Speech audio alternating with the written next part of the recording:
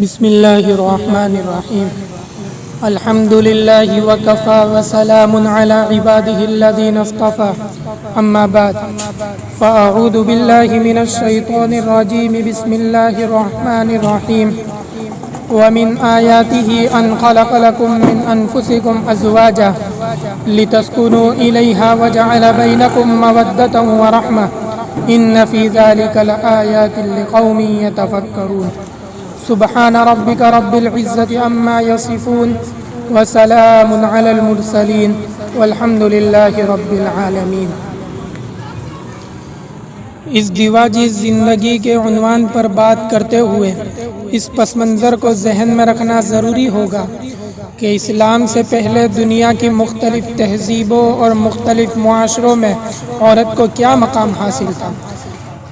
تاریخ عالم کا مطالعہ کیا جائے تو یہ بات روز روشن کی طرح عیاں ہوتی ہے کہ اسلام سے پہلے دنیا کی مختلف تہذیبوں اور مختلف ممالک میں عورت اپنے بنیادی حقوق سے بالکل محروم تھی۔ فرانس میں عورت کے بارے میں یہ تصور تھا کہ یہ آدھا انسان ہے، اس لیے معاشرے کی تمام خرابیوں کا ذریعہ بنتی ہے۔ چین میں عورت کے بارے میں یہ تصور تھا کہ اس میں شیطانی روح ہوتی ہے، لہٰذا یہ برائیوں کی طرف انسان کو دعوت دیتی ہے۔ جاپان میں عورت کے بارے میں یہ تصور تھا کہ یہ ناپاک پیدا کی گئی ہے، اس لیے عبادت گاہوں سے اس کو دور رکھا جاتا تھا۔ ہندوازم میں جس عورت کا خاوند مر جاتا تو اس کو معاشرے میں زندہ رہنے کے قابل نہیں سمجھا جاتا تھا، اس لیے ضروری تھا کہ وہ اپنے خاوند کی نعش کے ساتھ زندہ جل کر اپنے آپ کو ختم کر لے۔ اگر وہ اس طرح نہ کرتی تو اس کو معاشرے میں عزت کی نگاہ سے نہیں دیکھا جاتا تھا۔ عیسائی دنیا میں عورت کو معرفت الہی کے راستے میں رکاوٹ سمجھا جاتا تھا۔ عورتوں کو تعلیم دی جاتی تھی کہ کنواری رہ کر زندگی گزارے، جبکہ مرد راہب بن کر رہنا اعزاز سمجھتے تھے۔ جزیرۃ العرب میں بیٹی کا پیدا ہونا عار سمجھا جاتا تھا، لہذا ماں باپ خود اپنے ہاتھوں سے بیٹی کو زندہ درگور کر دیا کرتے تھے۔ عورت کے حقوق اس قدر پامال کیے جا چکے تھے کہ اگر کوئی آدمی مر جاتا تو جس طرح وراثت کی چیزیں اس کی اولاد میں تقسیم ہوتی تھی، اسی طرح بیوی بھی اس کی اولاد کے نکاح میں آ جاتی تھی۔ اگر کسی عورت کا خاوند فوت ہو جاتا تو مکہ مکرمہ سے باہر ایک کال کوٹری میں اس عورت کو 2 سال کے لیے رکھا جاتا تھا۔ طہارت کے لیے پانی اور دوسری ضروریات زندگی بھی پوری نہ دی جاتی تھی۔ اگر 2 سال یہ چین کاٹ کر بھی عورت زندہ رہتی تو اس کا منہ کالا کر کے مکہ مکرمہ میں پھرایا جاتا، اس کے بعد اسے گھر میں رہنے کی اجازت دی جاتی تھی۔ اب سوچئے تو صحیح کہ خاوند تو مرا اپنی قضا سے، بھلا اس میں بیوی کا کیا قصور؟ مگر یہ مظلومہ اتنی بے بس تھی کہ اپنے حق میں کوئی آواز ہی نہیں اٹھا سکتی تھی۔ ایسے ماحول میں جبکہ چاروں طرف عورت کے حقوق کو پامال کیا جا رہا تھا، اللہ تعالیٰ نے اپنے پیارے نبی علیہ السلام کو اسلام کی نعمت دے کر بھیجا۔ آپ صلی اللہ علیہ وسلم دنیا میں تشریف لائے اور آپ نے آ کر عورت کے مقام کو نکھارا، بتلایا کہ اے لوگو، اگر یہ بیٹی ہے تو تمہاری عزت ہے، اگر بہن ہے تو تمہارا ناموس ہے، اگر بیوی ہے تو زندگی کی ساتھی ہے، اور اگر ماں ہے تو اس کے قدموں میں تمہاری جنت ہے۔ معزز سامعین، وہ لوگ کس قدر سخت دل ہوں گے جو اپنی بیٹیوں کو زندہ درگور کر دیا کرتے تھے۔ دفن ہونے والی معصوم بچیوں کی چیخ و پکار ان کے کانوں میں پڑتی ہوگی، مگر ان کا ضمیر ان کو نہیں جھنجھوڑتا ہوگا۔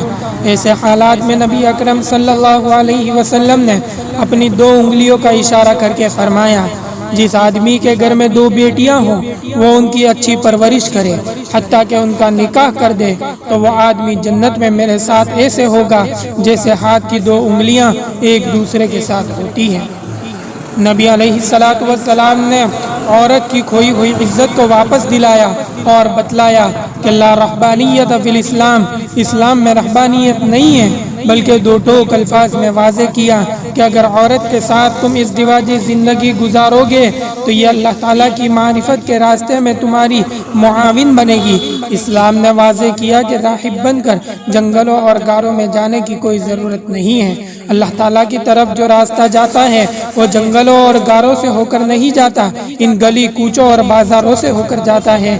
یعنی اسی معاشرے میں رہو گے اور جو حقوق تم پر عائد ہوتے ہیں انہیں پورا کرو گے تو تمہیں اللہ تعالیٰ کی معرفت نصیب ہوگی، گویا اسلام نے رہبانیت کی بجائے معاشرتی زندگی کا سبق دیا۔ نبی علیہ السلام نے فرمایا النکاح من سنتی، نکاح میری سنت ہے۔ پھر فرمایا فمن رغب عن سنتی فلیس منی، جو میری سنت سے اعراض کرے وہ میری امت میں سے نہیں ہے۔ بھلا نکاح کی اہمیت واضح کرنے کے لیے اس سے زیادہ اور کیا زور دیا جا سکتا ہے؟ ترمذی شریف کی روایت ہے کہ 4 چیزیں سنن المرسلین یعنی انبیاء علیہم السلام کی سنتیں ہیں۔ سب سے پہلی الحیا، حیاداری یعنی تمام انبیاء با حیا ہوا کرتے تھے۔ دوسری چیز والتعطر یعنی تمام انبیاء علیہم السلام خوشبو کا استعمال کیا کرتے تھے۔ تیسری چیز والسواک یعنی تمام انبیاء مسواک کیا کرتے تھے۔ اور چوتھی چیز فرمایا والنکاح یعنی تمام انبیاء ازدواجی زندگی بسر کیا کرتے تھے۔ قرآن مجید میں ارشاد باری تعالیٰ ہے وَلَقَدْ أَرْسَلْنَا رُسُلًا مِّن قَبْلِكَ وَجَعَلْنَا لَهُمْ أَزْوَاجًا وَذُرِّيَّةً، اے میرے محبوب صلی اللہ علیہ وسلم، ہم نے آپ سے پہلے کتنے ہی انبیاء کو بھیجا اور ہم نے ان کے لیے بیویاں اور اولادیں بنائیں۔ یہ بات اظہر من الشمس ہے کہ سب انبیاء کرام دین کی دعوت کا مقصد فریضہ ادا کرنے کے لیے مبعوث ہوئے۔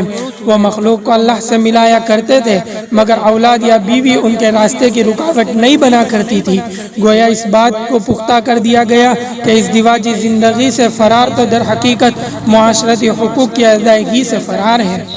حدیث پاک میں ہے النکاح نصف الایمان، نکاح تو آدھا ایمان ہے۔ ایک کنوارا آدمی خواہ کتنا ہی نیک کیوں نہ ہو جائے وہ ایمان کے کامل رتبے کو نہیں پہنچ سکتا جب تک وہ ازدواجی زندگی میں داخل ہو کر حقوق و فرائض کو ادا نہ کرے، تب تک اس کا ایمان مکمل نہیں ہوتا۔ اس لیے جس لڑکے کی شادی نہ ہو اور وہ جوان العمر ہو، حدیث میں اس کو مسکین کہا گیا ہے، اور جس لڑکی کی شادی نہ ہو اور وہ جوان العمر ہو، حدیث میں اس کو مسکینہ کہا گیا ہے۔ گویا یہ لوگ قابل رحم ہیں کہ عمر کے اس حصے میں ازدواجی زندگی گزارنے سے محروم ہیں۔ حضرت علی رضی اللہ تعالیٰ عنہ فرمایا کرتے تھے کہ مجھے میرے محبوب خاتم المرسلین صلی اللہ علیہ وسلم نے 5 کاموں میں جلدی کرنے کی وصیت فرمائی۔ پہلا فرمایا عجلوا بالصلاۃ قبل الفوت، تم نماز کے فوت ہونے سے پہلے اسے ادا کرنے میں جلدی کیا کرو۔ دوسری چیز فرمائی عجلوا بالتوبۃ قبل الموت، موت سے پہلے توبہ کرنے میں جلدی کیا کرو۔ تیسری چیز فرمائی جب کوئی آدمی مر جائے تو اس کے کفن دفن میں جلدی کیا کرو۔ چوتھی چیز فرمائی تمہارے سر پر قرض ہو تو اس کے ادا کرنے میں جلدی کیا کرو۔ اور پانچویں چیز فرمائی جب بیٹی یا بیٹے کے لیے کوئی مناسب رشتہ مل جائے تو اس کے نکاح کرنے میں جلدی کیا کرو۔ یہ ایک مسلمہ حقیقت ہے کہ جس کسی کو اچھا جیون ساتھی مل جائے تو وہ یقیناً خوش قسمت انسان ہے۔ حضرت علی کرم اللہ وجہہ فرمایا کرتے تھے کہ جس انسان کو 5 چیزیں مل جائیں وہ اپنے آپ کو دنیا کا خوش قسمت انسان سمجھے۔ وہ 5 چیزیں یہ ہیں: شکر کرنے والی زبان، یہ اللہ تعالیٰ کی بڑی نعمت ہے۔ آج تو اکثر لوگوں کا یہ حال ہے کہ اللہ تعالیٰ کی نعمتیں کھاتے کھاتے دانت تو گر جاتے ہیں مگر اس کا شکر ادا کرتے کرتے زبان نہیں گھستی۔ مثل مشہور ہے کہ جس کا کھائے اس کے گیت گائے۔ ہمیں چاہیے کہ ہم اللہ تعالیٰ کا شکر ادا کرتے رہیں۔ دوسری چیز ذکر کرنے والا دل، یعنی جس دل میں اللہ کی یاد رہتی ہو وہ نعمت عظمیٰ ہے۔ تیسری چیز مشقت اٹھانے والا بدن۔ مثل مشہور ہے صحت مند جسم میں ہی صحت مند عقل ہوتی ہے۔ چوتھی چیز فرمائی وطن کی روزی، اور یہ بھی بڑی نعمت ہے۔ اور پانچویں چیز فرمائی نیک بیوی، یعنی ہمدم و ہمساز نیک ہو تو زندگی کا لطف دوبالا ہو جاتا ہے۔ جس شخص کو یہ 5 چیزیں نصیب ہو جائے تو وہ یوں سمجھے کہ مجھے اللہ تعالیٰ نے دنیا کی تمام نعمتیں عطا کر دی ہیں۔ یہ 100% پکی بات ہے کہ جہاں نکاح نہیں ہوگا وہاں زنا ہوگا۔ اس لیے شریعت نے نکاح کی اہمیت کو واضح کیا ہے۔ آج جس معاشرے میں نکاح سے فرار اختیار کرتے ہیں، یعنی نکاح کرنے سے درگزر، یعنی اس کو اوائڈ کرتے ہیں، آپ دیکھیے وہاں جنسی تسکین کے لیے فحاشی کے اڈے کھلے ہوتے ہیں۔ شرع شریف نے اس بات کو ناپسند کیا کہ انسان گناہوں بھری زندگی گزارے، اس لیے کہا گیا کہ تم نکاح کرو تاکہ تمہیں اپنے آپ کو پاک باز رکھنا آسان ہو جائے۔ اگر نکاح کا حکم نہ دیا جاتا تو مرد عورت کو فقط ایک کھلونا سمجھ لیتے، عورت اپنے لیے کوئی مقام نہ رکھتی، اس کی ذمہ داری اٹھانے والا کوئی نہ ہوتا۔ شریعت نے کہا اگر تم چاہتے ہو کہ اکٹھے رہو تو تمہیں اس کی ذمہ داریوں کا بوجھ بھی اٹھانا پڑے گا۔ نکاح ایک معاہدہ ہے جو میاں اور بیوی میں طے پاتا ہے۔ اس معاہدے میں اگر کوئی عورت اپنی طرف سے شرائط رکھنا چاہے تو شریعت نے اس کی گنجائش دی ہے۔ مثال کے طور پر وہ کہے کہ مجھے اچھے مکان کی ضرورت ہے، مجھے مہینے کے اتنے خرچ کی ضرورت ہے۔ وہ کہے کہ میں نکاح تب کروں گی اگر طلاق کا حق مجھے دیا جائے۔ شریعت نے اس کو اجازت دی ہے کہ وہ نکاح سے پہلے اپنی شرائط منوا سکتی ہے، لیکن جب نکاح ہو گیا اور طلاق کا حق مرد کے پاس ہے یا مرد اپنی مرضی سے خرچہ دے گا تو اللہ کی بندی اب رونے کا کیا فائدہ۔ شریعت نے نکاح کو ایک معاہدہ کہا جبکہ ہمیں اس کی اہمیت کا پتہ ہی نہیں ہوتا۔ آج کل لڑکی والے اپنی سادگی میں مارے جاتے ہیں۔ حق کے مہر لکھنے کا وقت آیا تو کسی نے کہا 500 روپے، کسی نے کہا 50 کافی ہے۔ او خدا کے بندو، 50 کافی نہیں، کیونکہ یہ ایک بچی کی زندگی کا معاملہ ہے، اسے عیب نہ سمجھو۔ اگر تم سمجھتے ہو کہ کوئی بات نکاح سے پہلے طے کر لینا بہتر ہے تو شریعت نے تمہیں اس کی اجازت دی ہے۔ لڑکے والوں کی یہی چاہت ہوتی ہے کہ لڑکی والے حق کے مہر نہیں لکھوائے تو بہتر ہے۔ کیوں؟ ذمہ داری جو ہوتی ہے، سنیے اور دل کے کانوں سے سنیے کہ حق کے مہر کے معاملے میں 3 سنتیں ہیں۔ آدمی کو اپنی حیثیت کے مطابق ان تینوں میں سے کسی ایک سنت پر عمل کر لینا چاہیے۔ نمبر 1، مہر فاطمی یعنی سیدہ فاطمہ الزہرا رضی اللہ تعالیٰ عنہ کا حق کے مہر، یا پھر سیدہ عائشہ صدیقہ رضی اللہ تعالیٰ عنہ کا جو حق کے مہر نبی علیہ السلام نے ادا فرمایا، اس کو باندھ لیا جائے تو یہ بھی سنت ہے۔ دوسری چیز مہر مثل، لڑکی کی قریبی رشتہ داروں میں عام طور پر لڑکیوں کا جو مہر رکھا جاتا ہے اس کو کہا جاتا ہے کہ ان کے برابر ہو، اس کا مہر باندھنا بھی سنت ہے۔ تیسری چیز لڑکی کی دانش مندی، نیکی اور شرافت کو سامنے رکھتے ہوئے اس کے نکاح کا مہر باندھا جائے، یہ بھی سنت ہے۔ شریعت نے 3 آپشن دیے ہیں، ان میں سے کسی ایک کو پسند کر لے، اسے سنت کا ثواب ملے گا۔ نکاح کے وقت حق کے مہر مقرر کرتے ہوئے کہتے ہیں کہ مہر معجل ہوگا یا معجل ہوگا۔ عجلت کا لفظ آپ نے پڑھا ہوگا، عجلت کا مطلب ہے جلدی، تو معجل کا مطلب ہے جلدی ادا کرنا۔ گویا میاں بیوی کے اکٹھے ہونے سے پہلے مہر معجل ادا کرنا ضروری ہے۔ خاوند نہیں ادا کرے گا تو گنہگار ہوگا۔ مہر کی دوسری قسم معجل ہے، اس کا مطلب ہے عند طلب، یعنی جب بیوی اس کو طلب کرے وہ خاوند سے لے سکتی ہے۔ خاوند کو زیب نہیں دیتا کہ حق کے مہر معاف کروانے کے لیے بیوی پر دباؤ ڈالے۔ ہاں، اگر کوئی بیوی حق کے مہر کی رقم واپس لوٹا دے تو قرآن کی روح سے اس رقم میں برکت ہوتی ہے۔ فَإِن تِبْنَ لَكُمْ عَنْ شَيْءٍ مِّنْهُ نَفْسًا فَكُلُوهُ هَنِيئًا مَرِيئًا۔ حضرت علی رضی اللہ تعالیٰ عنہ ایسی رقم سے شہد خریدتے اور پانی میں ملا کر مریضوں کو پلاتے تھے۔ شریعت نے نکاح کی تشہیر کرنے کا حکم دیا ہے۔ افشوا النکاح بینکم، نکاح کی تشہیر کرو۔ سنت یہ ہے کہ جمعہ کا دن ہو، جمعہ کے مجمع میں نکاح کرے یا کوئی اور بڑا مجمع ہو، اس وقت نکاح کرے۔ دوستوں اور رشتہ داروں کو بلائے تاکہ سب کے علم میں آ جائے کہ آج کے بعد یہ لڑکا اور لڑکی اپنے نئے گھر کی بنیاد رکھ رہے ہیں۔ جب انسان شادی شدہ بن جاتا ہے تو اللہ تعالیٰ اس کی عبادت کا اجر بڑھا دیتے ہیں۔ سبحان اللہ۔ چنانچہ علماء نے لکھا ہے کہ جب انسان نکاح کر لیتا ہے، ازدواجی زندگی گزارتا ہے، اس کو ایک نماز ادا کرنے پر اللہ تعالیٰ 21 نمازوں کا ثواب عطا فرما دیتے ہیں۔ ایسا کیوں؟ اس لیے کہ یہ انسان حقوق اللہ تو پہلے بھی ادا کر رہا تھا، اب حقوق العباد کو نبھاتے ہوئے حقوق اللہ کو پورا کرے گا تو اللہ تعالیٰ اس کی عبادت کا ثواب بڑھا دیں گے۔ گویا نکاح کے بعد عبادت کا ثواب بڑھا دیا جاتا ہے۔ سبحان اللہ۔ جب نکاح کیا جاتا ہے تو لڑکے والے لڑکی میں کچھ صفات دیکھتے ہیں اور لڑکی والے لڑکے کے اندر کچھ صفات دیکھتے ہیں۔ آئیے ذرا ان کا بھی جائزہ لیں۔ حدیث پاک میں آتا ہے کہ امام بخاری رحمۃ اللہ علیہ حضرت ابو ہریرہ رضی اللہ تعالیٰ عنہ کی روایت نقل کرتے ہیں، تنکح المرأۃ لاربعین، عورت سے 4 وجہ سے نکاح کیا جاتا ہے: لمالہا ولحسبہا ولجمالہا ولدینہا فاظفر بذات الدین تربت یداک۔ سب سے پہلے مال کی وجہ سے نکاح کیا جاتا ہے کہ کوئی مالدار گھرانہ ہو تو لوگ نکاح کا پیغام بھیجتے ہیں کہ چل کر کاروبار ہی کروا دیں گے، جہیز میں بھی گھر لے کر دیں گے، اور کار تو کہیں گئی ہی نہیں تو پھر فرمایا لمالہا کہ اس کے مال کی وجہ سے اس سے نکاح کرتے ہیں۔ دوسری وجہ فرمائی ولحسبہا کہ اس کے حسب و نسب کی وجہ سے نکاح کرتے ہیں، یعنی ان کے خاندان کی وجہ سے نکاح کرتے ہیں۔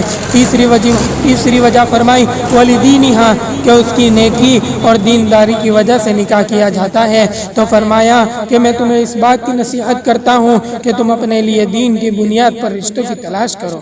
جب بنیاد ہی کمزور ہوگی تو زندگی کیسے نبھے گی؟ جس نے فقط خوبصورتی کو دیکھا تو بتائیے شکل کی خوبصورتی کتنے دن رہتی ہے؟ یہ چند سال کی بات ہوتی ہے، جوانی ہمیشہ تو نہیں رہتی۔ جس کی بنیاد ہی کمزور ہوگی اس پر بننے والا گھر بھی کمزور ہوگا۔ نیکی اور شرافت ایسی چیز ہے جو وقت کے ساتھ ساتھ بڑھتی چلی جاتی ہے، تو اس بنیاد پر جو گھر بنے گا وہ ہمیشہ مضبوط سے مضبوط تر ہوتا چلا جائے گا۔ تو نیکی اور دینداری کی بنیاد پر بیویوں کو تلاش کرو، اس لیے کہ خوبصورت عورت کا خاوند جب اسے دیکھتا ہے تو اس کی آنکھیں خوش ہوتی ہے، اور نیک سیرت عورت کا خاوند جب بھی اسے دیکھتا ہے تو اس کا دل خوش ہوا کرتا ہے۔ آنکھوں کی خوش کرنے کے بجائے اپنے دل کو خوش کیا کرو۔ صحیح مسلم شریف کی حدیث ہے الدنیا متاع وخیر متاعها المرأة الصالحہ، دنیا ایک متاع ہے، ایک ساز و سامان ہے، اور اس دنیا کی سب سے قیمتی ساز و سامان نیک بیوی ہے۔ وہ اللہ تعالیٰ جسے نیک بیوی عطا کر دے وہ سمجھے کہ مجھے دنیا کی بہت بڑی نعمت مل گئی۔ انما الاعمال بالنیات، اعمال کا دار و مدار نیت پر ہے۔ جب نیت میں مال ہوگا تو آپ دیکھیں گے کہ جھگڑے کھڑے ہوں گے، نیت میں فقط حسن ہوگا آپ دیکھیں گے کہ جھگڑے کھڑے ہوں گے، صرف حسب و نسب کی وجہ سے نکاح ہوگا، جھگڑے کھڑے ہوں گے۔ تو شریعت نے اس بات کی تعلیم دی کہ نکاح کا مقصد یہ ہو کہ میں پاک بازی کی زندگی گزار سکوں۔ جب مقصد یہ ہوگا تو اس مقصد کی وجہ سے گھر آباد ہو جائے گا۔ ابن ماجہ شریف کی روایت ہے کہ اللہ تعالیٰ کے تقوی کے بعد انسان جس چیز سے سب سے زیادہ فائدہ اٹھاتا ہے وہ اور کوئی چیز نہیں بلکہ نیک بیوی ہے، کہ اگر اس سے کوئی بات کا حکم دیا جائے تو اس کی اطاعت کرے، اور جب اس کی طرف آنکھ اٹھا کر دیکھا جائے تو اس سے دل خوش ہونا چاہیے۔ اور اگر کوئی ایسی صورت ہو کہ خاوند اس کے لیے قسم اٹھائے کہ بیوی اس کو پورا کرے گی تو ضرور اس کو پورا کر دے، اور اگر بیوی سے کچھ وقت کے لیے دور چلا جائے تو بیوی اس کے مال اور اپنی عزت اور آبرو کے معاملے میں خیانت نہ کرے۔ یہ نیک بیوی کی صفات بتائی گئی ہیں۔ ایک مرتبہ نبی پاک صلی اللہ علیہ وسلم کی محفل میں بات چلی کہ دنیا کی عورتوں میں سے بہترین عورت کون سی ہے؟ کسی نے کوئی صفت بتائی اور کسی نے کوئی اور صفت بتائی۔ خیر بات چیت ہوتی رہی۔ حضرت علی کرم اللہ وجہہ کسی کام سے گھر تشریف لے گئے۔ سیدہ فاطمہ الزہرا رضی اللہ تعالیٰ عنہ کو بتایا کہ محفل میں یہ تذکرہ ہو رہا ہے کہ دنیا کی بہترین عورت کون سی ہے، ابھی کوئی فیصلہ نہیں ہوا۔ سیدہ فاطمہ الزہرا رضی اللہ تعالیٰ عنہ نے فرمایا میں بتلاؤں کہ دنیا کی سب سے بہترین عورت کون سی ہے؟ فرمایا ہاں بتائیے۔ فرمایا دنیا کی سب سے بہترین عورت وہ ہے جو نہ خود کسی غیر مرد کی طرف دیکھے اور نہ کوئی غیر مرد اس کی طرف دیکھ سکے۔ حضرت علی رضی اللہ تعالیٰ عنہ محفل میں واپس تشریف لائے اور حضور اکرم صلی اللہ علیہ وسلم سے عرض کیا یا رسول اللہ، میری اہلیہ نے دنیا کی بہترین عورت کی پہچان بتائی کہ جو نہ خود کسی غیر محرم کو دیکھے اور نہ کوئی غیر محرم اسے دیکھ سکے۔ حضور حضرت نبی کریم صلی اللہ علیہ وسلم نے فرمایا فاطمہ بضعۃ منی، فاطمہ تو میرے جگر کا ٹکڑا ہے۔ اہل اللہ نے لکھا ہے کہ بیوی میں 4 صفات ضرور ہونی چاہیے۔ پہلی صفات اس کے چہرے پر حیا ہو۔ یہ بات بنیادی حیثیت رکھتی ہے کہ جس عورت کے چہرے پر حیا ہو اس کا دل بھی حیا سے لبریز ہوگا۔ مثل مشہور ہے کہ چہرہ انسان کے دل کا آئینہ ہوتا ہے۔ Face is the index of mind. حضرت ابوبکر صدیق رضی اللہ تعالیٰ عنہ کا قول ہے کہ مردوں میں بھی حیا بہتر ہے مگر عورتوں میں بہترین ہے۔ دوسری صفت فرمائی جس کی زبان میں شیرینی ہو، یعنی جو بولے تو کانوں کو رس کھولے، یہ نہ ہو کہ ہر وقت خاوند کو جلی کٹی سناتی رہے یا بچوں کو بات بات پر جھڑکتی رہے۔ تیسری صفت یہ کہ اس کے دل میں نیکی ہو۔ چوتھی صفت یہ کہ اس کے ہاتھ کام کاج میں مصروف رہے۔ یہ خوبیاں جس عورت میں ہو یقیناً وہ بہترین بیوی کی حیثیت سے زندگی گزار سکتی ہے۔ آئیے اب کتاب و سنت کی روشنی میں خاوند کی صفات کا بھی جائزہ لیں۔ یہ بات ذہن میں رکھیے کہ اگر اپنی بیٹی کے لیے کوئی آدمی رشتہ ڈھونڈے تو اس کے لیے 2 مثالیں کافی ہیں جو ہمیں رسول پاک صلی اللہ علیہ وسلم کی مبارک زندگی میں ملتی ہیں۔ نبی صلی اللہ علیہ وسلم نے اپنی بیٹی کے لیے کیسے داماد کو پسند کیا۔ ایک مثال حضرت علی کرم اللہ وجہہ کی، جو رشتے میں قریبی تھے، جرت اور شجاعت میں ان کی ثانی نظیر نہیں آتا تھا۔ اللہ نے ان کو شیر کا دل عطا فرمایا تھا، مشقت اٹھانے والا بدن تھا، ذمہ داریاں نبھانے والے انسان تھے۔ سب سے بڑی بات کہ اللہ تعالیٰ نے علم اتنا عطا کیا کہ علوم کے بحر ناپید اور کنار تھے۔ تو معلوم ہوا کہ اپنی بیٹی کے لیے رشتہ ڈھونڈنا ہو تو اس سے بہتر مثال اور کوئی نہیں مل سکتی۔ دوسری مثال حضرت سیدنا عثمان غنی رضی اللہ تعالیٰ عنہ کی ہے کہ اچھا کاروبار تھا، معاشرے میں عزت کا مقام تھا، اسلام لانے سے پہلے بھی معاشرے کے معزز انسان سمجھے جاتے تھے، طبیعت میں نرمی تھی، اس قدر باحیا تھے کہ اللہ کے نبی علیہ السلام نے فرمایا عثمان غنی سے تو اللہ کے فرشتے بھی حیا کرتے ہیں۔ بیٹی کے لیے رشتہ ڈھونڈنا ہو تو اللہ کے نبی نے ہمارے سامنے مثالیں پیش کر دی کہ اس سے بہتر مثالیں ہمیں دنیا میں کہیں اور نہیں مل سکتی۔ خاوند کی خوبیوں میں سے ایک بڑی خوبی یہ ہے کہ اس میں تحمل مزاجی ہو، کیونکہ وہ گھر کا سربراہ ہوتا ہے۔ جس ادارے کا سربراہ ہی بات بات پر جھگڑ جائے وہ ادارہ تو بنگ رپٹ ہوگا۔ اس لیے ارشاد فرمایا وَلِلرِّجَالِ عَلَيْهِنَّ دَرَجَةٌ، اللہ تعالیٰ نے مردوں کو عورت پر ایک درجہ عطا فرمایا، یعنی ان کو گھر کا سربراہ بنایا۔ مرد کی مثال بادشاہ کی مانند ہے اور عورت کی مثال ملکہ کی یعنی رانی کے مانند، لہذا مرد میں تحمل مزاجی اور بردباری کا ہونا انتہائی ضروری ہے۔ آپ نے دیکھا ہوگا کہ جب یہ تحمل اور بردباری نہیں ہوتی تو چھوٹی چھوٹی باتوں پر نوک جھوک ہوتی ہے۔ معمولی باتیں جیسے کھانے میں نمک کیوں کم ہے، یہ روٹی ٹھنڈی کیوں آ گئی، گرم آنی چاہیے تھی، یہ فلاں کام ایسے کیوں ہوا۔ بیوی بیچاری گھر کا کام کاج کر کے تھکی پڑی ہو تو بھی کبھی تعریف کے کلمے زبان سے نہ نکلے، مگر تنقید کی بات جہاں آئے ہاتھ اٹھا لے، وہاں بیوی کی کوئی خبر نہ ہو۔ وہ مرد جن میں تحمل نہیں ہوتا، ان کی ازدواجی زندگی کی گاڑی راستے میں کہیں نہ کہیں کھڑی ہو جاتی ہے۔ کسی نکمی سی بات پہ میاں بیوی میں سردی گرمی ہوتی تو میاں نے فوراً طلاق کے گولے داغ دیے۔ پچھلے سال کی بات ہے کہ فقیر سویڈن میں تھا، وہاں ایک فیملی میں طلاق ہوئی۔ وجہ یہ تھی کہ خاوند کچن کے سنک میں آ کر برش کیا کرتا تھا، بیوی اس کو منع کرتی تھی جب باتھ روم کا سنک ہے تو وہاں برش کیا کرے۔ اس نے کہا نہیں میں تو یہاں ہی کروں گا، اور اس بات پر میاں بیوی میں طلاق ہو گئی۔ جس نے سنا حیران ہوا، بہت جگہ ہنسائی ہوئی، کاش کہ دونوں عقل سے کام لیتے۔ پار اترنے کے لیے تو خیر بالکل چاہیے، بیچ دریا ڈوبنا ہو تو بھی ایک پل چاہیے۔ تحمل اور بردباری نہ ہو تو انسان کی زندگی کبھی بھی کامیابی سے نہیں گزر سکتی۔ جب گھر کے سب لوگ اکٹھے رہتے ہیں تو آپس میں جھگڑے ہو سکتے ہیں، کبھی بیٹا بیٹی ماں کی نافرمانی کر سکتے ہیں، کبھی ماں بچوں پر جھگڑ سکتی ہے، تو مسائل پیدا ہوں گے۔ ان مسائل کو وہی حل کر سکتا ہے جو اپنے اندر تحمل مزاجی رکھنے والا ہو۔ مرد کی دوسری بڑی صفت یہ ہے کہ وہ گھر کی ذمہ داریوں کو نبھانے میں اور کام چور نہ ہو۔ دیکھیے ہمارے لیے اس سے بڑھ کر اور مثال کیا ہو سکتی ہے کہ رسول اکرم صلی اللہ علیہ وسلم وقت کے نبی ہے اور گھر کے کام کاج کرتے ہیں۔ حضرت موسیٰ وقت کے نبی ہے، سفر میں بیوی 2 روزے کا شکار ہوئی تو فرمایا بیٹھو میں ابھی جاتا ہوں آگ ڈھونڈنے کے لیے۔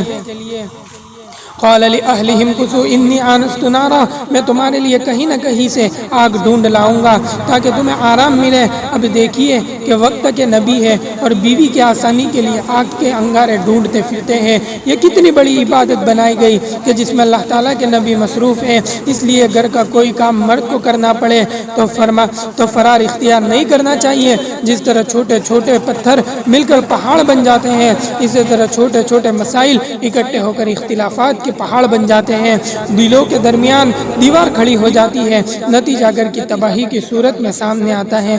بعض مرتبہ تو 35 سال کی ازدواجی زندگی طلاق کی بھیٹ چڑھ جاتی ہے۔ اگر مرد چاہتے ہیں کہ بیوی ہماری خدمت گزار بن کر رہے تو مرد کو بھی بیوی کی ضرورت پوری کرنا ہوگی۔ یہ مساوات تب ہی بیلنس رہ سکتی ہے کہ مرد اپنی ذمہ داریوں کو نبھائے، عورت اپنی ذمہ داریوں کو نبھائے۔ شریعت نے دونوں کے درمیان ایک میزان اور ترازو قرار دے دیا۔ میاں کے ذمے ہے کہ وہ عورت کے حقوق ادا کرے اور عورت کے ذمے ہے کہ وہ مرد کے حقوق ادا کرے۔ اس طرح دونوں پر سکون زندگی گزار سکے گی۔ یہاں ازدواج زندگی کا مقصد ہے۔ اللہ تعالیٰ کا ارشاد ہے وَمِنْ آیَاتِهِ، اور اس کی نشانیوں میں سے یہ ہے ان خلق لکم من انفسکم ازواجا، کہ اس نے تمہارے لیے بیویاں بنا دی لتسکنوا الیہا، تاکہ تم ان سے سکون حاصل کرو، وجعل بینکم مودۃ ورحمہ، اور تمہارے درمیان محبت اور رحمت پیدا کر دی۔ ان فی ذلک لآیات لقوم یتفکرون، سوچنے والوں کے لیے اس میں بڑی نشانیاں ہیں۔ اب قرآن مجید سے یہ ثابت ہوا کہ ازدواجی زندگی کا اصل مقصد پیار محبت سے رہنا اور پرسکون زندگی گزارنا ہے۔ سوچئے جب ہم خود ہی سکون کے پرخچے اڑانے والے بن جائیں گے تو پھر ازدواجی زندگی کیسے کامیاب ہوگی؟ اچھی اور کامیاب زندگی وہ ہے جس میں خاوند کو بھی سکون ہو اور بیوی کو بھی سکون ہو۔ اگر دونوں میں سے کسی ایک کی بھی سکون نہ ہو تو اس کا مطلب یہ ہے کہ کامیاب زندگی نہیں ہے۔ اور آج تو اللہ کی شان ایسا معاملہ بن گیا ہے کہ شاید ہی کوئی خاوند ایسا ہو جو دن میں ایک بار بیوی کی قسمت کو نہ روئے، اور شاید ہی کوئی بیوی ایسی ہو جو دن میں ایک بار اپنے خاوند کو نہ کوسے۔ یہ سب ہمارے بے علمی اور بے عملی کا نتیجہ ہے۔ ہم مقصد اصلی کو بھول گئے ہیں۔ ہم چھوٹی چھوٹی باتوں پر آپس میں جھگڑے کرنے بیٹھ جاتے ہیں، چھوٹی چھوٹی باتوں کو انا اور ناک کا مسئلہ بنا لیا کرتے ہیں۔ یہ غلط ہے، ہمیں ہوش کے ناخن لینے کی ضرورت ہے۔ قرآن پاک نے میاں بیوی کے بارے میں جو تصور دیا وہ آج تک کوئی اور معاشرہ پیش نہیں کر سکتا۔ قرآن پاک نے میاں بیوی کے بارے میں کہا ہن لباس لکم انتم لباس لہن، وہ تمہارا لباس ہے پنہن ہے، تم ان کا لباس ہو۔ لباس سے تشبیہ دینے میں حکمتیں ہیں۔ ایک یہ کہ لباس سے انسان کو زینت ملتی ہے، لباس سے اس کے عیب چھپتے ہیں، اور دوسری بات یہ ہے کہ انسان کے جسم کے سب سے زیادہ قریب اس کا لباس ہوتا ہے۔ تو بیوی کو خاوند کے لیے لباس کہاں اور خاوند کو بیوی کے لیے لباس کہاں کہ اب تم دونوں ایک دوسرے کے اتنا قریب ہو جتنا قریب لباس ہوا کرتا ہے۔ اب بتائیے قریب کا اس سے بہتر تصور کوئی دوسرا پیش کر سکتا ہے؟ اللہ اکبر۔ روایت ہے کہ اللہ تعالیٰ نے اما حوا کو حضرت آدم علیہ السلام کی پسلی سے پیدا کیا۔ کیوں؟ سر سے اس لیے پیدا نہ کیا کہ سر پر نہ بٹھا لے، اور پاؤں سے اس لیے پیدا نہ کیا کہ پاؤں کی جوتی نہ بنا لے، پسلی سے اس لیے پیدا کیا کہ زندگی کا ساتھی سمجھتے ہوئے اپنے دل کے قریب رکھے۔ قرآن پاک نے یہی نہیں کہا کہ تم زندگی گزارو، بلکہ فرمایا وعاشروہن بالمعروف، تم نے ان بیویوں کے ساتھ اچھے انداز میں زندگی گزارنی ہے۔ مفسرین فرماتے ہیں کہ یہ بیویوں پر اللہ کی بڑی رحمت ہے کہ اللہ تعالیٰ نے ان کی طرف سے مردوں کو سفارش کر دی، اے خاوند تمہارے لیے اس سے بڑھ کر اور کیا بات ہو سکتی ہے کہ تمہاری بیویوں کے لیے تمہارا پروردگار سفارش کر رہا ہے۔ آج تم اس کی سفارش کا خیال رکھو گے تو کل وہ قیامت کے دن تمہاری بخشش کر دے گا۔ اللہ اکبر کبیرہ۔ حدیث پاک میں آتا ہے کہ خیرکم لأہلہ، کہ تم میں سب سے بہترین وہ ہے جو اپنے گھر والوں کے لیے بہترین ہے، اور فرمایا انا خیرکم لأہلی، میں اپنے گھر والوں میں تم سب سے بہترین ہوں۔ تو نبی علیہ السلام نے اپنی زندگی کو مثال بنا کر پیش کیا کہ کسی بندے کی اچھائی کا اندازہ لگانا ہو تو اس کے دوستوں سے نہ پوچھے، کاروباریوں سے نہ پوچھے، پوچھنا ہو تو اس کی بیوی سے ذرا پوچھے کہ یہ کیسا انسان ہے۔ اگر بیوی کہے کہ اس کی معاشرت اچھی ہے تو وہ اچھا انسان ہے۔ فرمایا اکمل المؤمنین ایمانا احسنہم خلقا، ایمان والوں میں سب سے کامل ایمان والا وہ ہے جس کے اخلاق اچھے ہو۔ ایک مرتبہ نبی علیہ السلام کے پاس ایک عورت آئی اور کہا میرا خاوند بات بات پر غصہ کرتا ہے، حتیٰ کہ مارتا بھی ہے۔ یہ بات دونوں کان کھول کر سننے والی ہے، باقی باتیں تو چلو ایک کان سے سن لینا، مگر مردوں سے گزارش ہے کہ یہ بات ذرا دونوں کان کھول کر سنیں۔ بیوی نے آ کر نبی پاک صلی اللہ علیہ وسلم کی محفل میں کہا کہ اللہ کے پیارے حبیب، میرا خاوند مجھے چھوٹی بات پر جھڑکتا ہے، حتیٰ کہ مجھے مارتا بھی ہے۔ تو اللہ کے نبی نے فرمایا یظل احدکم یضرب امرأته ضرب العبد ثم یظل یعانقها ولا یستحیی، تمہارا چہرہ کالا ہو جو تم اپنی بیوی کو باندی کی طرح مارتے ہو، پھر اس کے ساتھ تم بوس و کنار کرتے ہو، کیا تمہیں اس بات پر حیا نہیں آتی؟ یعنی ایک وقت میں تم اس سے اتنا قریب رہے ہو کہ دوسرے وقت میں تم اسے باندی کی طرح مار رہے ہو۔ یہ الفاظ ہمیں پیغام دے رہے ہیں کہ بیوی گھر کی نوکرانی نہیں بلکہ شریک حیات ہے۔ ہاں، اگر وہ کوئی کبیرہ گناہ کر بیٹھے اور سمجھانے سے بھی نہ سمجھے تو اب شریعت نے محدود مارنے کی اجازت دی ہے تاکہ اسے نصیحت ہو سکے۔ مثل مشہور ہے، لاتوں کے بت باتوں سے نہیں مانتے۔ دو باتیں بڑی عام ہیں، ایک یہ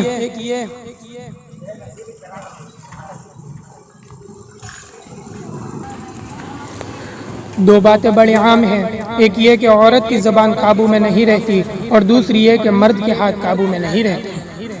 استغفر اللہ۔ یاد رکھیے میرے دوستو، بد زبان بیوی اپنے شوہر کو قبر تک پہنچانے کے لیے گھوڑے کی ڈاک کا کام کرتی ہے۔ جس کی بیوی بد زبان ہو اس کو ساری زندگی سکون نہیں مل سکتا۔ عورت کو کہا گیا کہ وہ اپنی زبان کے اندر نرمی اور مٹھاس پیدا کرے اور اچھے انداز سے بات کرے۔ ویسے یہ پکی بات ہے کہ میٹھی سے میٹھی عورت کیوں نہ ہو، پھر بھی اس کے اندر تھوڑی بہت تلخی ضرور ہوتی ہے، کیونکہ تعلق ہی ایسا ناز و انداز کا ہوتا ہے۔ تاہم عورت کی زبان میں نرمی ہونی چاہیے۔ شریعت نے کہا اپنے خاوند سے نرم انداز میں بات کرے، جہاں کسی غیر مرد سے بات کرنے کا وقت ہو تو سختی سے بات کرے تاکہ اسے دوسری بات پوچھنے کی جرت نہ ہو۔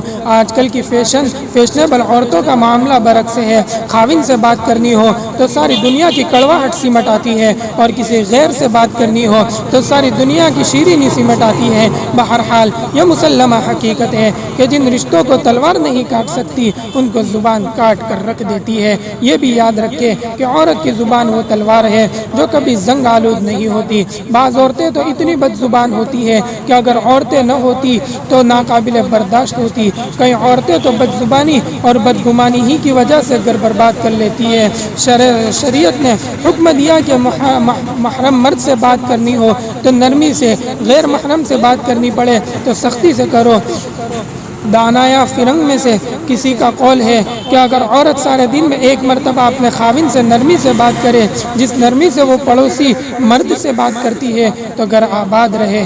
اس طرح مرد اگر پورے دن میں ایک مرتبہ بیوی کو اس محبت کی نگاہ سے دیکھے جس نظر سے وہ پڑوسی عورت کو دیکھتا ہے تو پھر گھر آباد رہے۔ اللہ تعالیٰ نے قرآن پاک کی ایک پوری سورت جسے سورۃ النساء کہتے ہیں اس میں مرد اور عورتوں کی ازدواجی زندگی کے احکام بتلائے۔ سلف صالحین کا یہ معمول تھا کہ وہ اپنی بیٹیوں کو نکاح سے پہلے سورۃ النساء اور سورۃ النور کا ترجمہ پڑھا دیا کرتے تھے۔ ہمیں بھی چاہیے کہ جن کے ہاں بیٹی ہو وہ اس کو اگر قرآن پاک کا ترجمے کے ساتھ نہیں پڑھا سکتے تو کم از کم سورۃ النساء اور سورۃ نور کا ترجمے کے ساتھ پڑھا دیا کرے تاکہ لڑکی اچھی ازدواجی زندگی گزار سکے۔ بعض سلف صالحین کا تو عجیب معمول تھا کہ جب بچی پڑھ لکھ جاتی اور ابھی شادی کا کوئی انتظام نہیں ہوتا تھا اس وقت پرنٹنگ پریس نہیں ہوتے تھے تو یہ بیٹی کے ذمے لگاتے کہ اپنے لیے قرآن پاک لکھ لو، تو یہ بچی روزانہ باوضو ہو کر خوش نویسی سے قرآن پاک لکھتی تھی، اور جب قرآن پاک مکمل ہو جاتا تو سنہری جلد باندھ کر باپ اپنی بیٹی کو جہیز میں دیا کرتا تھا۔ یہ پہلے وقتوں کا جہیز ہوا کرتا تھا، گویا کہ اس کے خاوند کو پیغام مل رہا ہوتا تھا کہ میری بیٹی نے میرے گھر میں جو زندگی گزاری ہے اس کا فارغ وقت اس قرآن پاک کو لکھنے میں گزارا ہے۔ نبی اکرم صلی اللہ علیہ وسلم نے حقوق زوجین کا تذکرہ کرتے ہوئے عورتوں کو بتایا کہ اگر شریعت میں کسی اور کو سجدہ کرنے کی اجازت ہوتی تو میں عورت کو حکم کرتا کہ وہ اپنے خاوند کو سجدہ کرے۔ حدیث پاک میں آتا ہے کہ جو عورت فرائض کو پورا کرنے والی ہو اور اسے ایسی حالت میں موت آ جائے کہ اس کا خاوند اس سے خوش ہو تو اللہ تعالیٰ اس کے لیے جنت کا دروازہ کھولتے ہیں تاکہ بغیر حساب و کتاب کے جنت میں داخل ہو سکے۔ یہ بھی کہہ دیا گیا کہ اگر کسی عورت سے اس کا خاوند جائز وجہ سے ناراض ہو اور وہ عورت ضد کر کے خاموش رہے اور خاوند ایسی حالات میں سو جائے تو ساری رات اللہ کے فرشتے اس عورت پر لعنت برساتے رہتے ہیں۔ گویا خاوند کی خوشی میں اللہ تعالیٰ کی خوشی کو شامل کر دیا گیا۔ خاوند کی اطاعت اور فرمانبرداری میں صحابیات رضوان اللہ تعالی علیہم اجمعین کے واقعات بڑے عجیب ہیں۔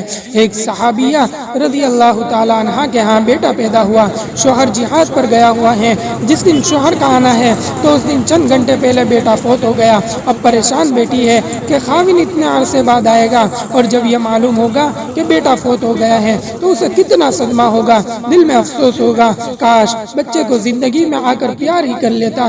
جب صحابیہ بہت پریشان ہوئی تو اس نے بچے کو نہلا دلا کر کپڑا ڈال کر چارپائی پر رکھ دیا، کسی کو اطلاع نہ دی۔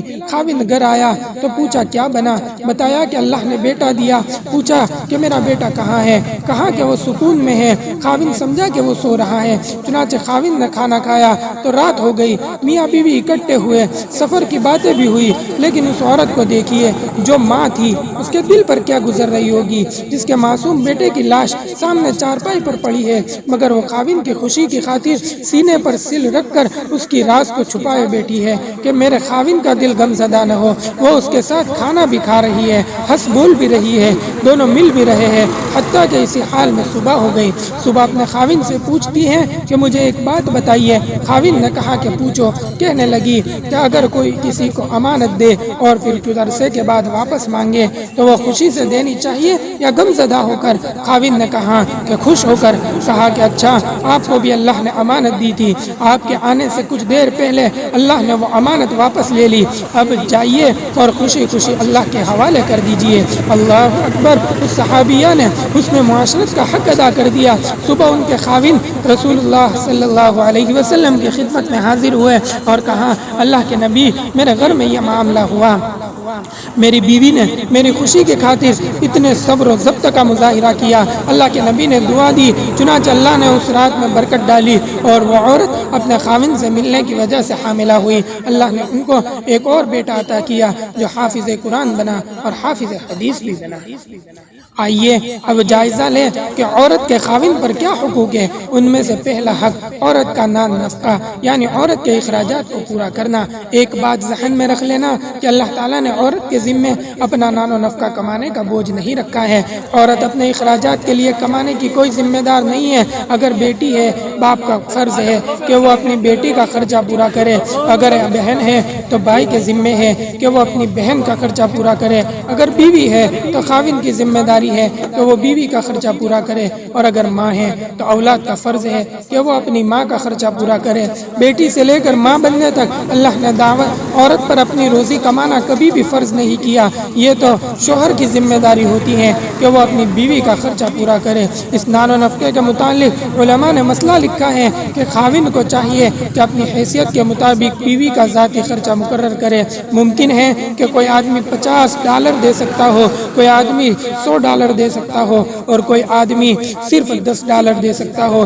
مقدار کی بات نہیں، گھر کی سبزی وغیرہ کے لیے خرچہ دینا اور بات ہے۔ شریعت کہتی ہے کہ وہ تمہاری بیوی ہے، اپنے گھر کو چھوڑ کر تمہارا گھر بسانے یہاں آئی ہے، اب تم اس کو اپنی ذاتی ضروریات کے لیے کچھ پیسہ دے دو، اور دینے کے بعد تمہیں پوچھنے کی ضرورت نہیں کہ کہاں خرچ کیا۔ اس میں بھی حکمت ہے۔ ہو سکتا ہے کہ عورت محسوس کرے میری بہن غریب ہے، میں اس کو دے دوں، میں اپنے بھائی کی کچھ مدد کر دوں، اسے تب خوشی ہو جب وہ کسی غریب عورت کو دکھ بانٹے، لہذا جب ذاتی خرچہ دے دیا تو اب پوچھنے کی ضرورت نہیں، وہ جہاں چاہے خرچ کر سکتی ہے۔ بیوی کے حقوق سے متعلق دوسری بات سنیے۔ فقہاء نے مسئلہ لکھا ہے کہ جب مرد کسی عورت سے نکاح کرے، اس کی ذمہ داری ہے کہ اس عورت کو سر چھپانے کے لیے اپنی حیثیت کے مطابق جگہ بنا دے۔ مثل مشہور ہے، اپنا گھونسلہ اپنا کچا ہو یا پکا، عورت کو کوئی ایسی جگہ پرووائیڈ کر دینا جہاں وہ سر چھپائے، یہ خاوند کی ذمہ داری ہے۔ اگر مجبوری ہو، گھر کے سب افراد اکٹھے رہتے ہو، تو اسے کوئی ایک کمرہ ہی دے دیا جائے جہاں وہ اپنی ضروریات کا سامان رکھ سکے۔ یہ نہ ہو کہ بیوی کا بھی وہ کمرہ ہے اور اسی میں ماں باپ کا سامان بھی پڑا ہوا ہے، کسی اور کا سامان بھی پڑا ہوا ہے۔ یہ بات ٹھیک ہے کہ ہر بندہ مکان نہیں بنا سکتا، تاہم جو بنا سکتے ہیں وہ بنا کر دے، یہ خاوند کے فرائض میں سے ایک فرض ہے۔ تیسری بات، جو کہ خاوند اپنے گھر کے لیے امیر اور سردار ہے، لہذا اسے چاہیے کہ اپنی رعایا یعنی گھر والوں کے ساتھ اگر نرمی کرے گا تو اللہ تعالیٰ قیامت کے دن اس سے نرمی فرمائیں گے۔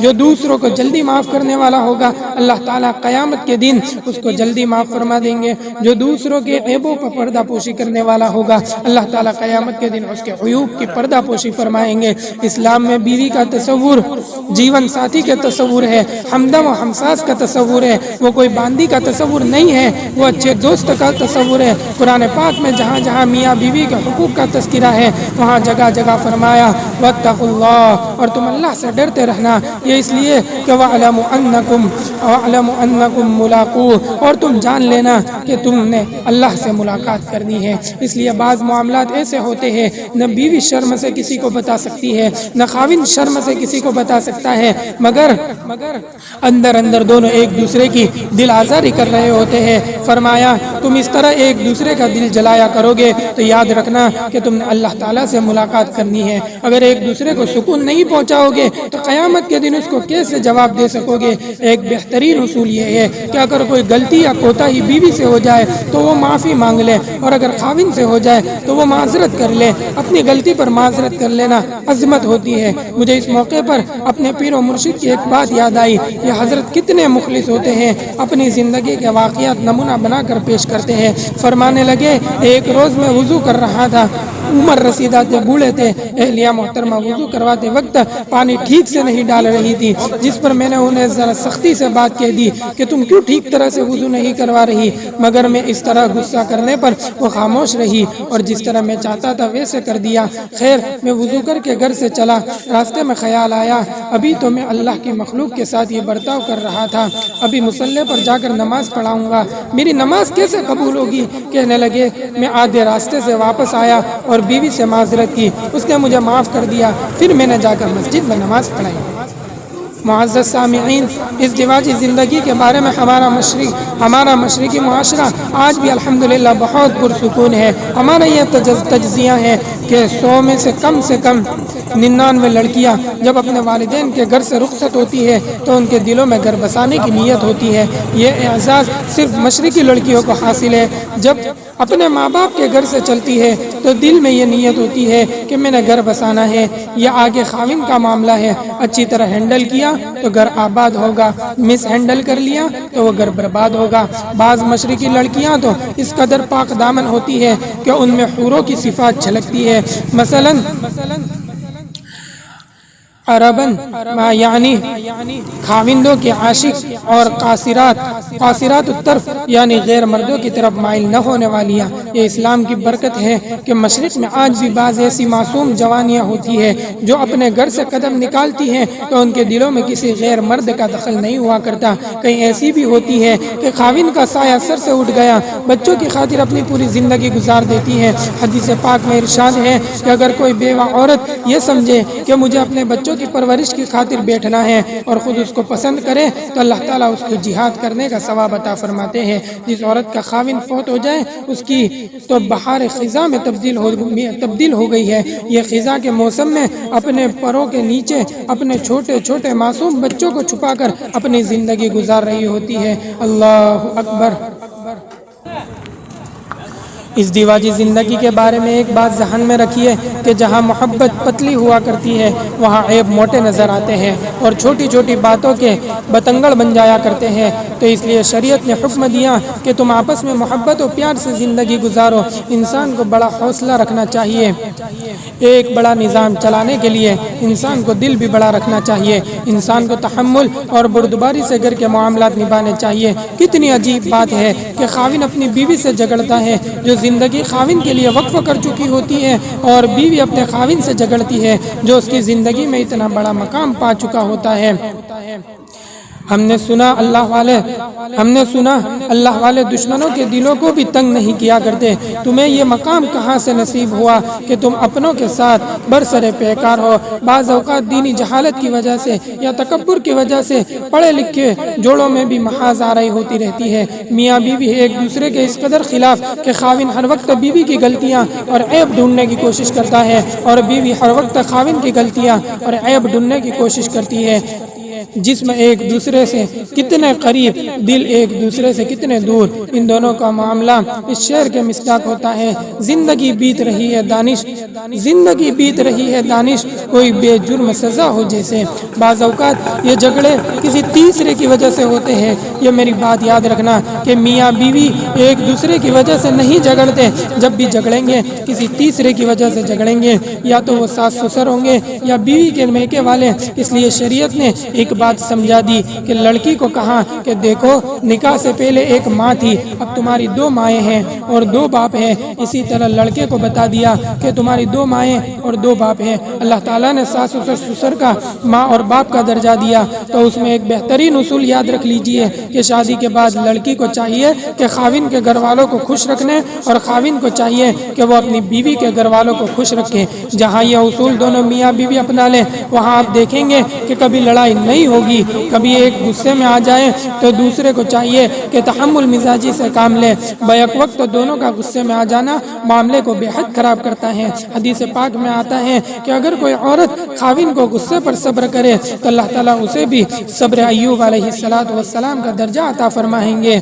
तो जब सब्र का इतना अजर व सवाब मिलता है तो इस मौके पर ज़रा खामोश हो जाया करें।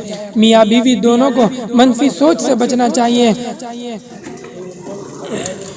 यानी जो आदमी अच्छा लगता हो उसका हर काम अच्छा लगता है, और जो आदमी बुरा लगता हो उसका हर काम बुरा लगता है। मियाँ बीवी में अगर मनफी सोच हो तो एक दूसरे की हर बात जहर मालूम होती है। हिकायत है कि एक बुजुर्ग की बीवी उनसे हर वक्त लड़ती झगड़ती रहती थी। उन्होंने एक दिन दुआ की कि या अल्लाह, मेरे हाथ पर कोई ऐसी करामत ज़ाहिर फरमा जिसे देखकर मेरी बीवी भी मेरी अकीदतमंद बन जाए। चुनांचे कुदरत इलाही से उन्हें इल्हाम हुआ कि तुम उड़ना चाहो तो तुम्हें हवा में उड़ने की करामत मिलेगी। चुनांचे वो बुजुर्ग उड़ते उड़ते अपने घर के ऊपर से गुजरे। जब शाम को वापस घर आए तो बीवी ने आते ही कहा, लो तुम भी बड़े बुजुर्ग बने फिरते हो। बुजुर्ग तो आज मैंने देखे जो हवा में उड़ते जा रहे थे। उस बुजुर्ग ने कहा, खुदा की बंदी, वो मैं ही तो था। तो बीवी ने फौरन कहा, अच्छा, मैं भी सोच रही थी कि ये उड़ने वाला टेढ़ा टेढ़ा क्यों उड़ रहा है।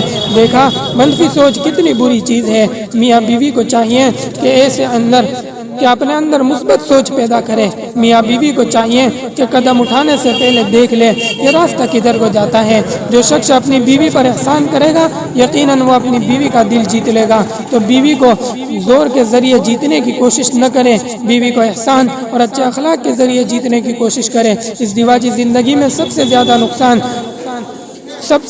नुकसानदेह चीज़ मनफी सोच है। देखें, सोचने के मुख्तलिफ अंदाज होते हैं। मैं मिसाल देता हूँ कि एक शाख पर फूल भी है, कांटे भी है, और ए मुखातब, तुझे गिला है कि फूल के साथ कांटे हैं, और मुझे खुशी है कि कांटों के साथ फूल भी है। यह अपनी नज़र है कि किसी की नज़र कांटों पर गई और किसी की नज़र फूल पर गई। सच है, नज़र अपनी अपनी, पसंद अपनी अपनी। हदीस पाक में है कि जब कोई बीवी अपने खाविन की तरफ देख कर मुस्कुराती है और खाविन बीवी की तरफ देखकर मुस्कुराता है तो अल्लाह ताला दोनों को देखकर मुस्कुराता है। अल्लाह अल्लाह। सैयदा आयशा सिद्दीक़ा रज़ियल्लाहु ताला अन्हा की रिवायत है कि नबी अलैहिस्सलातु वस्सलाम जब भी घर में दाखिल होते तो मुस्कुराते चेहरे के साथ दाखिल होते थे। खाविंदों को चाहिए कि दफ्तरों के झगड़े दफ्तर ही में छोड़ कर आया करे। जब घर में दाखिल हो तो मुस्कुराहटें बिखेरते हुए सुन्नत पर अमल का सवाब भी मिलेगा और जवाब में बीवी की मुस्कुराहट भी मिलेगी। ये भी होना चाहिए कि खाविन तो मुस्कुराते चेहरे से घर आए मगर बीवी मुंह लटकाए फिरती रहे। खाविन की मुस्कुराहट का जवाब बीवी को दर्जे झेल अल्फाज में देना चाहिए। मईयत गर न हो तेरी तो घबराऊं गुलिस्तां में, मईयत गर न हो तेरी तो घबराऊं गुलिस्तां में, रहे तू साथ तो सहरा में गुलशन का मजा पाऊं। इंग्लिश का एक फकरा है, उसको मेरे दोस्तों याद कर लीजिए, बल्कि घर में कहीं लिख कर लटका दीजिए। House is built by hands but home is built by hearts. कहने वाले ने कहा है कि मकान तो हाथों से बन जाया करता है मगर घर हमेशा दिलों से बना करता है। اینٹوں سے اینٹیں جڑتی ہیں تو مکان بن جاتے ہیں، مگر جب دل جڑتے ہیں تو گھر آباد ہو جایا کرتا ہے۔ میرے دوستو، ہم ان باتوں کو توجہ کے ساتھ سنیں اور اچھی ازدواجی زندگی گزارنے کی کوشش کریں۔ ہم دیار غیر میں بیٹھے ہیں، ہماری چھوٹی چھوٹی باتوں پر ہونے والے جھگڑے جب مقامی انتظامیہ کو پہنچتے ہیں تو وہ اسلام پر ہنستے ہیں، وہ نبی علیہ السلام کی تعلیمات پر انگلی اٹھاتے ہیں کہ کتنی بدبختی ہے کہ اگر ہم نے اپنی کم ظرفی کی وجہ سے اسلام پر انگلی اٹھانے کا موقع دیا۔ چھوٹی چھوٹی باتیں اپنے گھر میں سمیٹ لیا کریں، ایسا جھگڑا نہ بنائیں جو کمیونٹی میں ٹاک آف دی ٹاؤن بنا کرے۔ ہم اپنی ذات کے خول سے باہر نکلے، ہم مسلمانوں کی بدنامی کے بجائے مسلمانوں کی نیک نامی کا ذریعہ بنے۔ آج ایسی سوچ رکھنے والے اتنے تھوڑے رہے ہیں کہ چراغ رخ زیبا لے کر ڈھونڈنے کی ضرورت ہے۔ عام طور پر دیکھا گیا ہے کہ جب میاں بیوی قریب ہوتے ہیں تو ایک دوسرے سے لڑائیاں ہوتی ہیں۔ اگر اسی حالت میں خاوند فوت ہو جائے تو یہی بیوی ساری زندگی خاوند کو یاد کر کے روتی رہے گی کہ جی اتنا اچھا تھا، میرے لیے تو بہت ہی اچھا تھا۔ اگر بیوی فوت ہو جائے تو یہ خاوند ساری زندگی یاد کر کے روتا رہے گا کہ بیوی کتنی اچھی تھی، میرا کتنا خیال رکھتی تھی۔ ہم بندے کی قدر اس کے قریب رہتے ہوئے کیا کریں۔ کئی مرتبہ یہ دیکھا گیا ہے کہ میاں بیوی جھگڑے میں ایک دوسرے کو طلاق دے دیتے ہیں۔ جب ہوش آتا ہے تو خاوند اپنی جگہ پاگل بنا پھرتا ہے اور بیوی اپنی جگہ پاگل بنی پھرتی ہے، تو پھر ہمارے پاس آتے ہیں کہ مولوی صاحب کوئی ایسی صورت نہیں ہو سکتی کہ ہم پھر سے میاں بیوی بن کر رہ سکتے ہیں۔ ایسی صورتحال ہرگز نہیں آنے دینی چاہیے۔ علماء کرام نے ایک واقعہ لکھا ہے کہ ایک بیوی بہت خوبصورت تھی جبکہ خاوند بہت بدصورت اور شکل کا انوکھا تھا، رنگ کالا تھا۔ بہرحال زندگی گزر رہی تھی، نیک معاشرے میں زندگیاں گزر جایا کرتی ہے۔ ایک موقع پر خاوند نے بیوی کی طرف دیکھا تو مسکرایا، خوش ہوا۔ بیوی دیکھ کر کہنے لگی کہ ہم دونوں جنتی ہیں۔ اس نے پوچھا یہ آپ کو کیسے پتا چلا؟ بیوی نے کہا جب آپ مجھے دیکھتے ہیں خوش ہوتے ہیں، شکر ادا کرتے ہیں، اور جب میں آپ کو دیکھتی ہوں تو صبر کرتی ہوں۔ شریعت کا حکم ہے صبر کرنے والا بھی جنتی اور شکر کرنے والا بھی جنتی۔ ایک اہم پہلو پر روشنی ڈالنا بے جا نہ ہوگا۔ اسلام نے لو بیفور میرج یعنی کہ شادی سے پہلے محبت کی اجازت نہیں دی ہے، بلکہ لو آفٹر میرج شادی کے بعد محبت کی اجازت دی ہے۔ لو میرج کی بنیاد بنائیں گے تو یہ بنیاد کمزور ہوگی۔ آپ کا حشر مغربی معاشرے میں دیکھ رہے ہیں۔ اور لو آفٹر میرج کا کیا مطلب ہے کہ جب ماں باپ نے وکیل بن کر لڑکے کے لیے بہترین لڑکی تلاش کر لی اور لڑکی کے لیے بہترین لڑکا تلاش کر لیا تو اب وہ میاں بیوی بن چکے ہیں۔ اب انہیں ایک دوسرے کے ساتھ محبت پیار سے زندگی گزارنی چاہیے۔ وہ جس قدر محبت اور پیار سے زندگی گزاریں گے اس پر انہیں اجر و ثواب ملے گا۔ میرے آقا علیہ السلام نے اپنے ایک فرمان میں زندگی کے سنہرے اصول بتلا دیے۔ آئیے خوشگوار زندگی گزارنے کے لیے میں اپنے پیارے آقا صلی اللہ علیہ وسلم کا ایک عمل آپ کو بتا دیتا ہوں۔ ایک مرتبہ پیارے نبی علیہ السلام گھر تشریف لائے، صحن میں دیکھا کہ سیدہ عائشہ صدیقہ رضی اللہ تعالیٰ عنہ پیالے سے پانی پی رہی ہے۔ دور سے دیکھا تو وہیں سے فرمایا حمیرہ۔ نبی پاک صلی اللہ علیہ وسلم نے ہمیں اس میں بھی سبق دیا۔ دور سے فرمایا حمیرہ، بولو اے اللہ کے نبی، فرمائیے۔ فرمایا تھوڑا سا پانی میرے لیے بھی بچا دینا۔ وہ امتی تھی، بیوی تھی، آپ خاوند بھی تھے، سید المرسلین بھی تھے، رحمت للعالمین بھی تھے، برکتیں آپ کی ذات سے ملنی تھی، مگر سبحان اللہ محبت بھی عجیب چیز ہے۔ رفیق حیات کو دیکھا پانی پی رہی ہے تو دور سے کہا کہ کچھ پانی میرے لیے بھی بچا دینا۔ چنانچہ حضرت عائشہ صدیقہ رضی اللہ تعالیٰ عنہ نے کچھ پانی بچا دیا۔ جب آپ قریب تشریف لائے تو اپنی بیوی کا بچا ہوا پانی ہاتھ میں لے کر پینا چاہا۔ اچانک آپ رک گئے اور پوچھا اے حمیرہ، تو نے اس پیالے پر کس جگہ لب لگا کر پیا تھا؟ حضرت عائشہ قریب آئی اور اس جگہ کی نشاندہی کی۔ حدیث پاک میں آتا ہے کہ آپ صلی اللہ علیہ وسلم نے پیالے کے رخ کو پھیرا اور اس جگہ اپنے لب مبارک لگا کر پانی نوش فرمایا۔ میرے دوستو، اگر خاوند بیوی کو اس قدر پیار دے گا تو بیوی کا دماغ خراب ہے کہ وہ گھر کو آباد نہیں کرے گی، بلکہ وہ تو گھر آباد کرنے کے لیے اپنی جان کی بازی لگا دے گی۔ وہ محبت کا جواب محبت سے، الفت کا جواب الفت سے، پیار کا جواب پیار سے اور وفا کا جواب وفاؤں سے دے گی۔ وہ خاوند کی محبت کو دل میں بسائے گی اور اکھیوں کے چھڑکوں میں اس کی تصویر سجائے گی۔ یہ ہے ازدواجی زندگی کا حسین اسلامی تصور۔ آئیے نفرتوں کو دور کیجیے اور محبت پری پاکیزہ زندگی کی ابتدا کیجیے۔ کسی شاعر نے کیا ہی خوب کہا ہے، فرصت زندگی کم ہے محبتوں کے لیے، فرصت زندگی کم ہے محبتوں کے لیے، لاتے ہیں کہاں سے وقت لوگ نفرتوں کے لیے۔ اللہ رب العزت ہمیں خوشگوار زندگی گزارنے کی توفیق عطا فرمائے، آمین۔ وآخر دعوانا ان الحمد للہ رب العالمین۔